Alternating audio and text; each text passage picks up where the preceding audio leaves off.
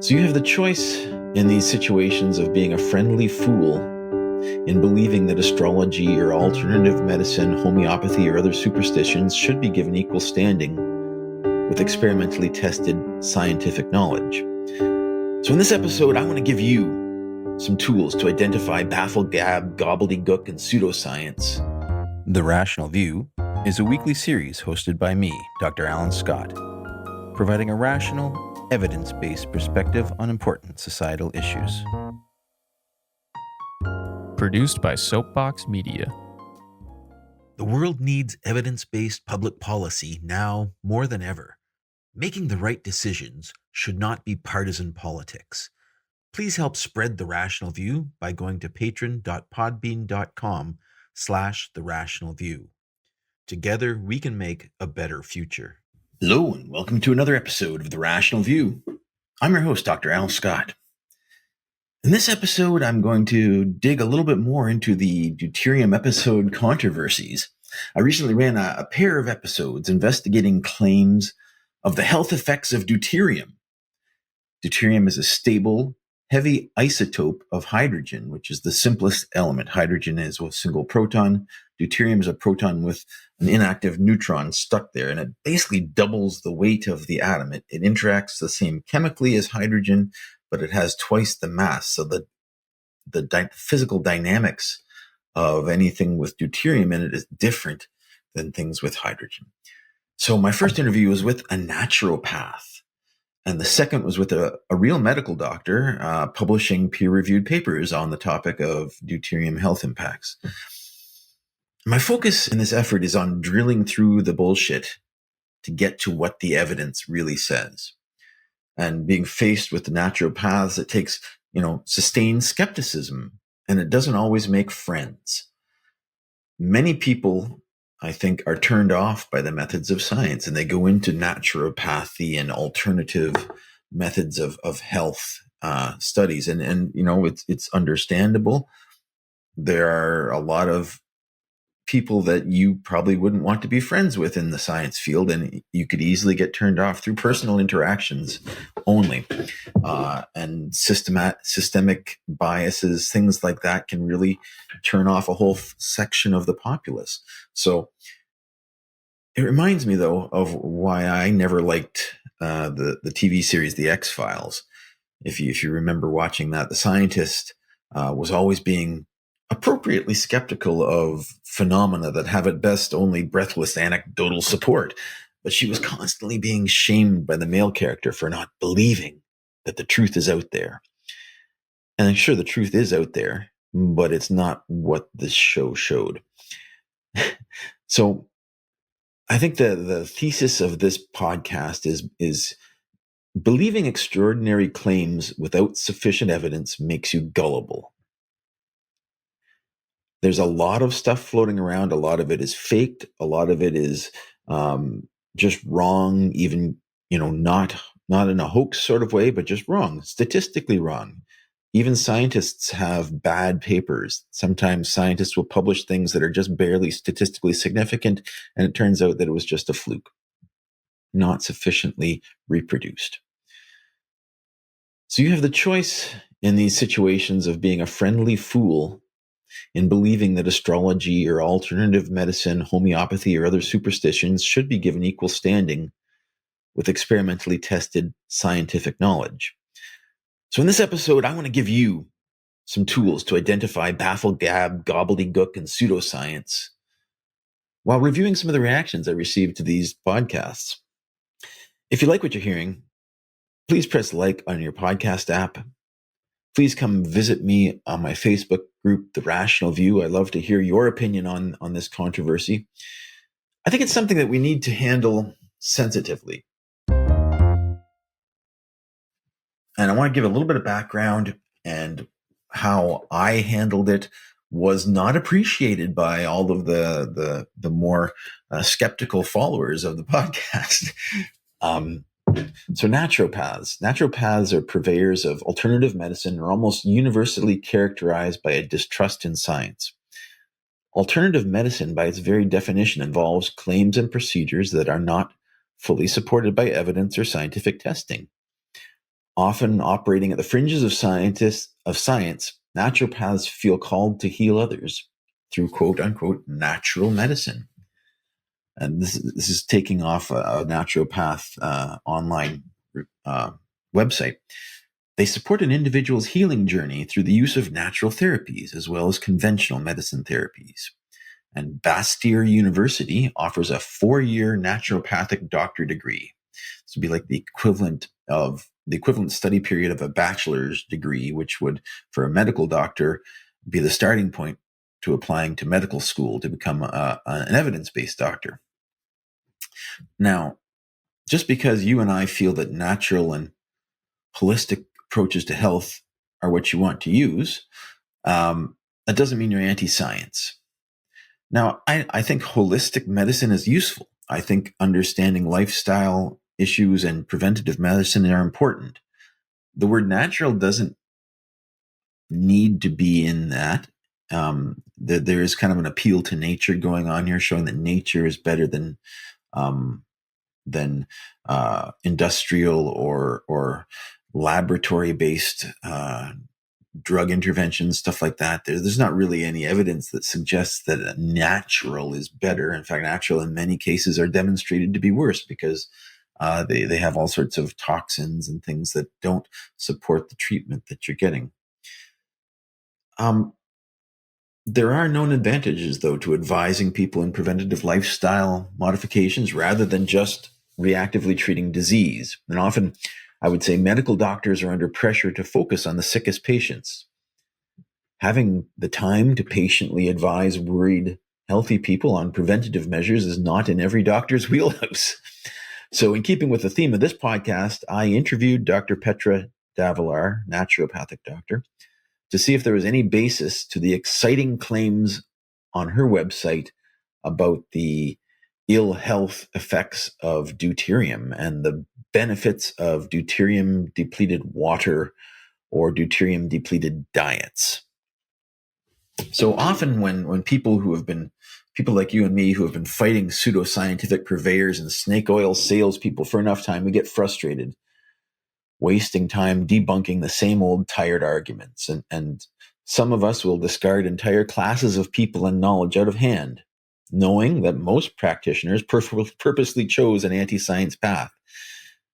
And this approach, however cathartic, is not a way to win the hearts and minds of people who have reasons to distrust mainstream science. And this is where we need to talk and we need to listen and we need to be sensitive to people's paths as to how they got here if we want to change anything. Throwing the baby out with the bathwater is divisive, it's antagonistic. Ridiculing these people don't bring them closer to science. So after posting the episode where I interviewed a naturopath, I received a lot of negative feedback from my peers. Why would I platform a kook? I was given an angry comment by a scientist that I respect, that parts per million of deuterium could not possibly have a health effect. And I stepped back and I thought, well, wait a minute. This is the same argument I've heard, the argument from incredulity used by anthropogenic climate change deniers when faced with the physics of parts per million concentrations of CO2. In fact, the parts per million of CO2 is about just over 400 in the atmosphere, and the parts per million of deuterium in nature is about 150 parts per million. So it's a little bit smaller, but it can still have a significant effect. And when I mentioned this similarity, he did concede to looking at a few scientific references on the topic. So that was good. He was open-minded and willing to challenge, but his first knee-jerk reaction was, this can't possibly be true. And that being said, that was my first knee-jerk reaction too, but I didn't publish that. I went and researched it before I responded. And I think that's maybe the difference that we should all think about, is before publishing a knee-jerk flame reaction, is to sit back, listen, think, do your research. Is it true? Is there some scientific basis to the claims? Often, I think naturopaths are as not being totally evidence-driven as a field, are open to extending evidence-based claims based only on a hypothesis without solid evidence. A single paper, for example, they'll latch onto because they like the hypothesis. And that's one thing that when you're in the field of science, you realize that there are a lot of really elegant theories out there that are just wrong. And many elegant hypotheses that seem to explain things will fall by the wayside when tested. And this is kind of the difference that science has engendered in evidence-based interrogation of things, is that in the past, people would just accept elegant hypotheses and move on. And science doesn't let you do that. It holds your feet to the fire to prove it. Prove that this hypothesis, try to poke a hole in it, try to disprove it. So diverse claims were being made about the adverse health effects of high levels of deuterium. And I wanted to understand the evidence behind them. For my past interactions, I'm highly skeptical of any claims of a naturopath. In my experience, they have weak understandings of this type of evidence that you need to make for the significance of some of their treatments. Many claims that they repeat are based on anecdotes and hearsay and not on double-blind clinical studies. In the hierarchy of reproducible claims, I'd place naturopathy only one small step above homeopathy, which is the worst kind of pseudoscience, based on hypotheses that are proven wrong. I tolerate naturopaths because on the whole, I don't think they are intentionally misleading. And many of them are trying to help people who have, for whatever reason, been driven away from mainstream evidence-based medicine. How can we address this situation without listening to their views with an open mind? Interestingly, my choice to platform a naturopath on the Rational View was definitely heavily criticized by Facebook group members. There was open condescension in many of their comments. Although I share their skepticism about claims from naturopaths, my goal in this episode was to help people who might otherwise be swayed by the superficial use of quantum physics terminology and the unconstrained and unsupported health claims. How can someone who has not had a university physics or medical education dig through the chaff to get to the nuggets of truth that might be there? That's where the rational view comes in. I started my investigation by searching online for debunking of what they call deuteronomics, the science of deuterium, and I came up empty, surprisingly. Usually, I get inundated by debunking of popular pseudoscience claims, and this didn't show up. I then started searching for peer-reviewed scientific papers that might support the claims, and I found several by Dr. Laszlo Boros. I then searched for rebuttals in the literature to Dr. Boros, and again came up empty. It was at this point that I realized this is not the usual presentation of pseudoscience that I've come to expect from naturopaths. There is a grain of truth here. And this is where the real work begins. Reading the scientific papers to determine what claims are actually supported by strong evidence, which are based on anecdotes, which could be disproved later, which are, low statistical significance things with a few people in the tests, which are strong hundreds, thousands, tens of thousands of studies of patients. So based on this initial review, I was willing to engage in an interview with Petra and understand more about her claims regarding the health impacts of deuterium. So let's investigate some of the claims she made on the podcast and on her website. As usual, in reading from her website, there's a lot of flowery wording, which I would call gobbledygook or bafflegab, complex quantum mechanical concepts with no context as to their real impacts. For example, here's something from her website. Protons carry weight and therefore are vulnerable to electromagnetic frequencies, EMF, which change proton spin, magnetism, and resonance patterns in all organic hydrogen, carbon, oxygen, metal bonding systems. Additionally, one deuterium compromises proton delocalization movements of at least 100 hydrogens that surround it. This is what MRI captures. Deuterium destroys proton tunneling. So this seems like it could be correct, but effectively meaningless. What does that mean in terms of health impacts? This deuterium is naturally occurring. It's, life has evolved to have it around. This type of gobbledygook is often, you see on a webpage, is often a red flag for pseudoscience. And just as an aside, I need to tell you about this. I came across a Facebook post recently about a great example of bafflegab about the Repronizer 27D Plus. Now, what do you think is a Repronizer 27D Plus? Well, it's a hairdryer that costs over $1,000. So how does one justify charging $1,000 for a hairdryer? Simple. I went to their website. They have an equation for beauty. P equals lambda ND times time. And this is described on their website as the bioprogramming equation for beauty.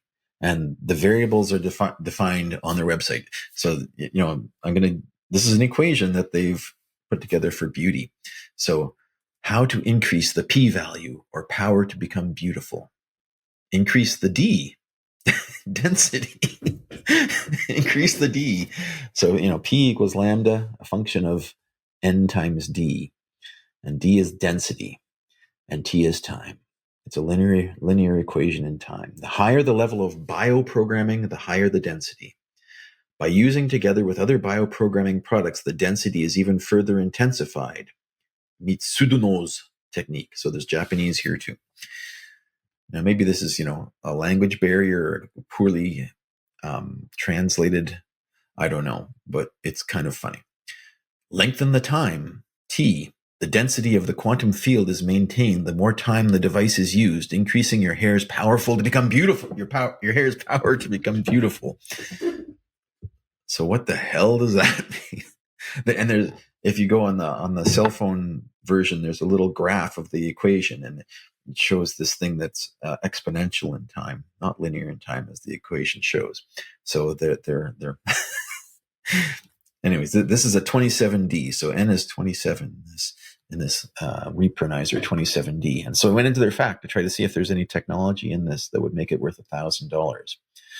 So bioprogramming in their FAQ is the name of the technology that has been integrated into all bioprogramming devices. That is, wow. Okay. It's a name of a technology integrated. So digging deeper into their technology, the proprietary bioprogramming technology integrated into every bioprogramming device increases moisture and shine while reduces friction without damaging hair. The number of the device refers to the density level of the technology that has been integrated into the ceramics of the devices. A higher level means a more amplified effect and better results. So apparently there's ceramic in the hairdryer, which has a high level of technology density, which is maintaining the quantum field of hair beauty. So naturally wondering what ceramics could be having technology densities that increase moisture and shine, I went to the referenced manufacturer of ceramics website. And this is what the manufacturer of ceramics says about their technology.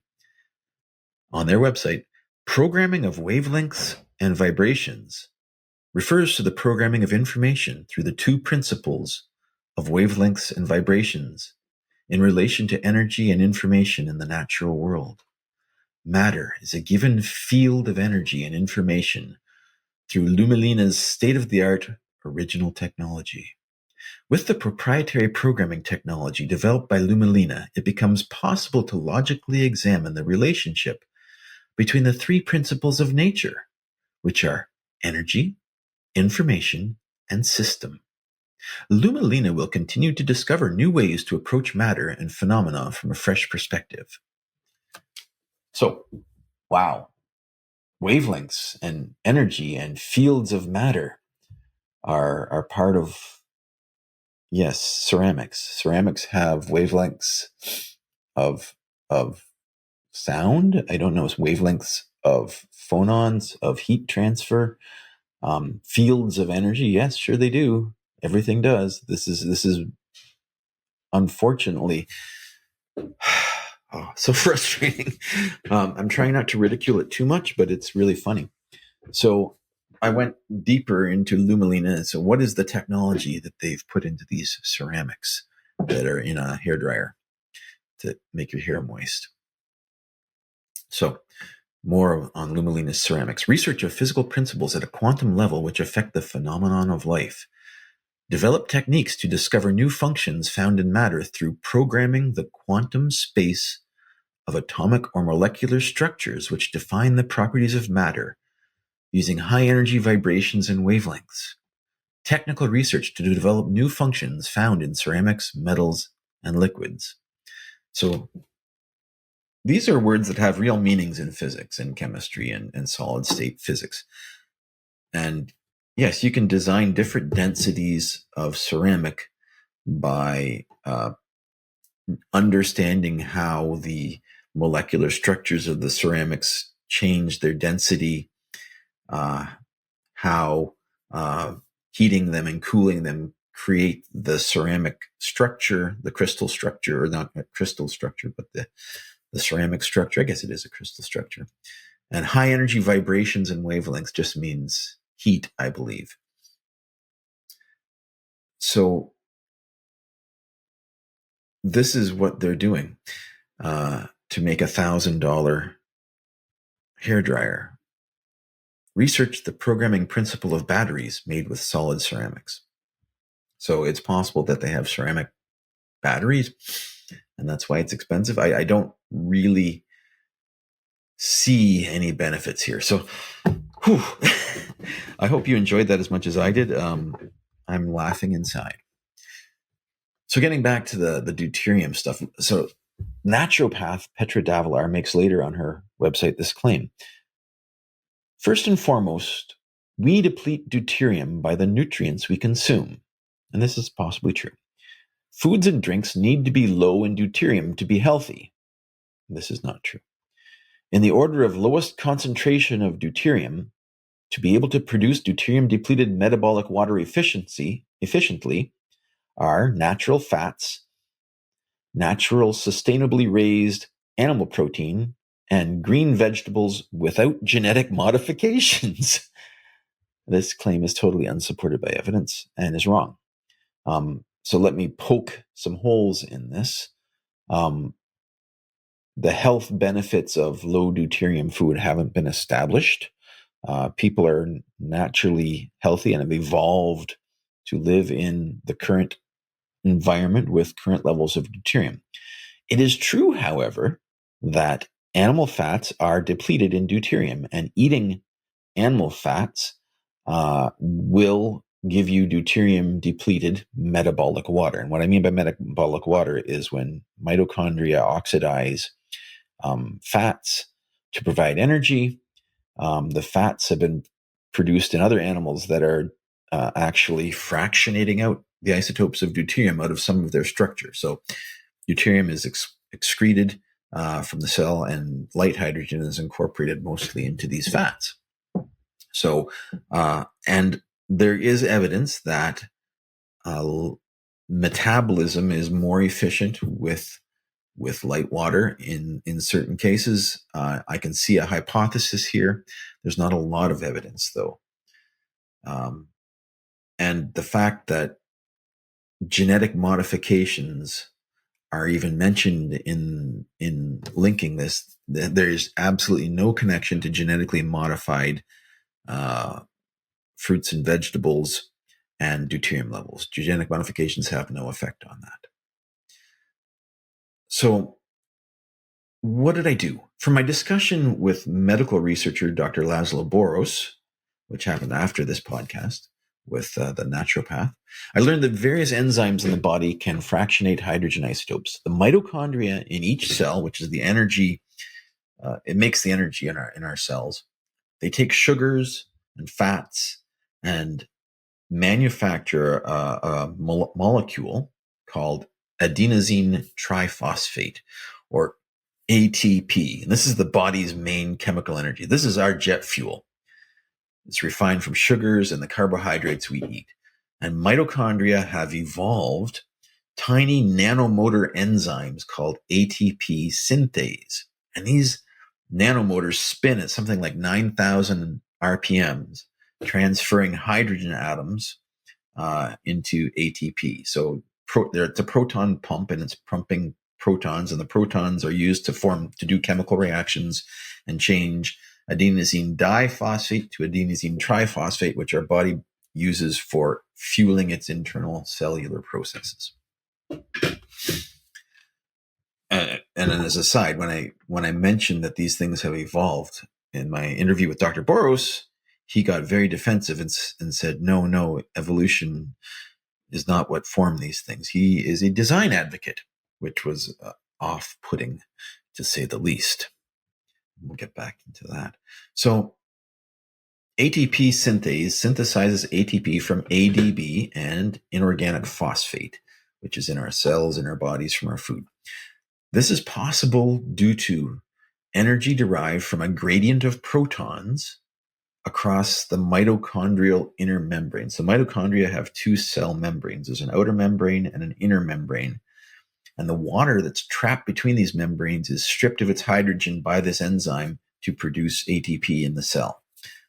The motor is driven by energy, which is derived from a gradient in pH and electrostatic potential, which is created across the inner membrane by enzymes in our body, in the mitochondria. And the released energy causes the rotation of two rotary motors or molecules that seem to be shaped like rotary motors, and provides the energy for the synthesis of this jet fuel that we use in our bodies. It's a really, really cool mechanism. So what do we know about this? Well, I looked into some papers, and I had to read the papers, and it took some time. So there's a 2023 paper, and a lot of the papers were quite recent on deuterium science. So there's more interest in the scientific community about this stuff starting to emerge.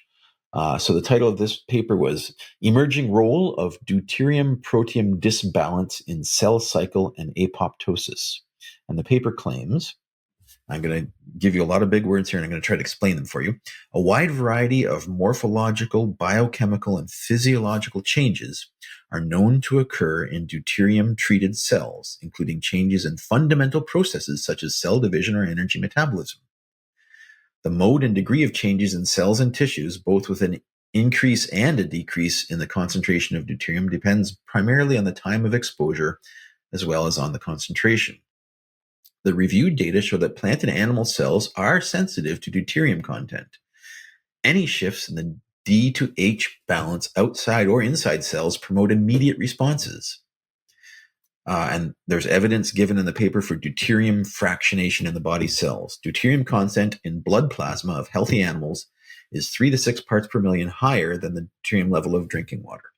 So cells are excreting deuterium-enhanced concentrations of water, so that deuterium-depleted hydrogen is being stored in the cells and being used in our enzymes and our energy. So Dr. Boros, in his interview, highlighted the impact of fat-based or the carnivore diet on metabolism. And what this means is that you have animal fats, they will be depleted in deuterium from these enzymatic processes happening in mitochondria. And so you're getting deuterium-depleted water directly into your mitochondria, and he believes this makes the ATP synthase work faster or more efficiently. And because of the physics of the deuterium, when the proton pump hits a deuterium, 150 out of every million hydrogen atoms is a deuterium. He says it slows down the process of ATP synthesis, which makes sense. And this is scientifically very sensible that this happens. He says that enough of it will destroy the enzyme. I've seen no evidence for that, but it does potentially slow down the formation of energy, of ATP. So from the literature, I found that lipid-based nutrition have demonstrated about a twofold increase in the production of intracellular water. So fat-based carnivore diets makes more water in between the membranes of the mitochondria compared to carbohydrate nutrition, mainly due to cooperative mitochondrial and peroxisomal lipid substitution oxidation to H2O. So these are big chemical words that basically mean that burning fats gives you more water to work with in your mitochondrial membranes. As another interesting aside, we know that the Earth's oceans have become more deuterium enhanced over the history of the Earth, because deuterium is heavier. Any sort of hydrogen freeing activity, ultraviolet light hits water, can free a hydrogen. That hydrogen can get up to the top of the atmosphere and get blown away into space easier than deuterium. So the concentration of hydrogen isotopes in oceanic water has increased by about 25% since the Archean era, over billions of years. So when early life forms and metabolisms evolved, light hydrogen was more prevalent, or deuterium was less prevalent, a smaller fraction of our water, as hydrogen is being lost to space from the top of our atmosphere preferentially. So this fact allows a hypothesis to be put forward that during the active evolutionary development of living organisms and early metabolisms, energy metabolisms, where mitochondria and cellular energy comes from, the content of deuterium in natural water was lower than in modern times. And in this regard, light water could be considered a stimulus for the activation of certain processes in the organism. So, true, light water was more prevalent, or heavy water was less prevalent when metabolisms evolved. That doesn't mean that modern metabolisms are worse than early metabolisms. I'm sure, obviously, metabolisms have evolved ways to deal with this, with the current levels of deuterium. 25% over billions of years is not a high rate of change. So scientists have established that deuterium atoms getting into the backbone of the DNA molecule can also alter the symmetry that keeps the strands together. They basically don't, the hydrogen bonds are different with deuterium. The hydrogen bonds that give you your double helix make them kind of spread apart. Consumption of deuterium depleted water significantly reduces the number of DNA single strand breaks that occur. So keeping deuterium out of DNA makes the DNA hold together better. Deuteriums every now and then in the strand make the strand weaker. And this could be expected to be protective against the emergence of cancerous mutations. But not so fast. There are some studies that have shown diametrically opposite results. This isn't a slam dunk. It's a beautiful hypothesis with some evidence that supports it. Replacement, what we do know is that, significant amounts of deuterium will kill you. Once, 14 to 25% of your water has been replaced with deuterium, you will die. So we can't metabolize heavy water in our bodies and survive. Some bacteria can live in fully heavy water and get along just fine. Studies have shown that drinking deuterium-enriched or depleted water creates an isotopic gradient that activates deuterium exchange processes in cells. So there's activated processes that try to maintain the balance of deuterium levels in our enzymes and in our proteins. And the emergence of a deuterium to hydrogen gradient between the blood and the tissues of the body in the early stages of a deuterium reduction leads to a strain on the body's defense systems. There's processes that take energy that are being turned on when we get deuterium depleted or deuterium enhanced water. And this period of pre-adaptation lasts about 2 weeks. So over 2 weeks, the body changes its activation of different enzymes, and it's under some stress. Studies on mice have shown that after 15 days of deuterium depleted water, or in the first 15 days, they have enhanced immune responses, significant enhancement of thyroid gland after only 24 hours of deuterium depleted water or deuterium enhanced water. So it's not just depleted or enhanced. These are stress responses of the body. Immune system is on alert. Thyroid is pumped up. After that 2-week period, you start to see changes in the actual sensing of the hormonal systems of the body, like physical changes in the size of the thyroid hormone producing areas, and actually losses in some of these healthy tissues. So I wouldn't suggest long-term deuterium depleted or deuterium enhanced water unless there are other things going on that would suggest it's important.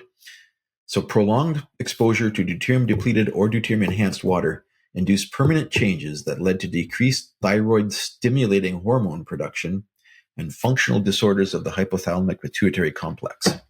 So there's your word of warning. Don't just believe naturopaths that you should be drinking deuterium depleted water all the time.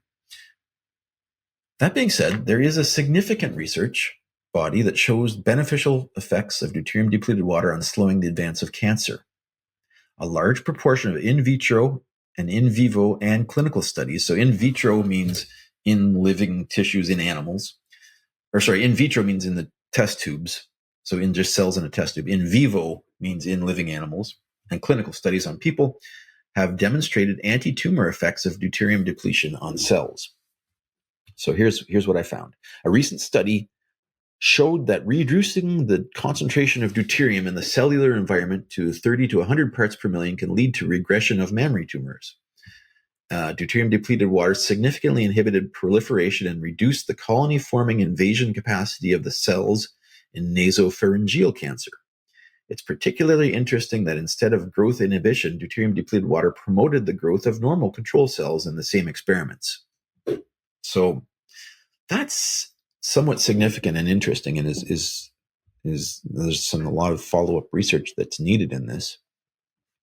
In a double-blind, randomized 4-month clinical trial of stage 2 cancers of different locations, the administration of deuterium-depleted water caused a 3 to 7-fold increase in the mean survival time in lung cancer and a 2-fold increase in breast cancer, and effectively prevented early-stage breast cancer recurrence. So there is evidence that deuterium-depleted water slows cancer. Deuterium-enhanced water also leads to increased apoptosis of malignant cells. So in other words, it makes cancer cells kill themselves. But it also has some bad effects on normal cells. It's kind of like a chemotherapy. Enhanced deuterium isn't really healthy for you, as we've seen. Your high levels will kill you. A number of studies have confirmed that deuterium elevation can affect the enzymes involved with an energy metabolism, such as ATP synthase, which leads to a marked decrease in the cellular energy reserves exploited by growing tumor cells. So Dr. Boros stated that ketogenic diets, the meat diets, are being studied to fight cancer, and he believes the benefits derive from the depletion of deuterium content. When your cells generate energy from metabolizing fat that is already deuterium depleted. So the background in this is very interesting. I went into it. I'll give you a little bit too, because, hey, you're listening to me. Thanks for staying with me through this. In 1922, it was found that glucose disappeared from the urine of patients with diabetes after they were diagnosed with cancer, suggesting that glucose is being recruited to cancerous areas where it is consumed at higher than normal rates. So cancer cells have kind of dysfunctional mitochondria, which disrupt your normal ATP production routes. And they use basically glucose. They're burning glucose to make energy to duplicate themselves. So calorie-reduced diets, we know, slow tumor growth by getting rid of that sugar that the cells need. Well, it appears that the carnivore diets, the fat-based diets, mimic the effects of fasting on tumors, because the cancer cells can't burn the fat in their mitochondria. So Boros also made the claim that grain-fed beef would not offer such a benefit.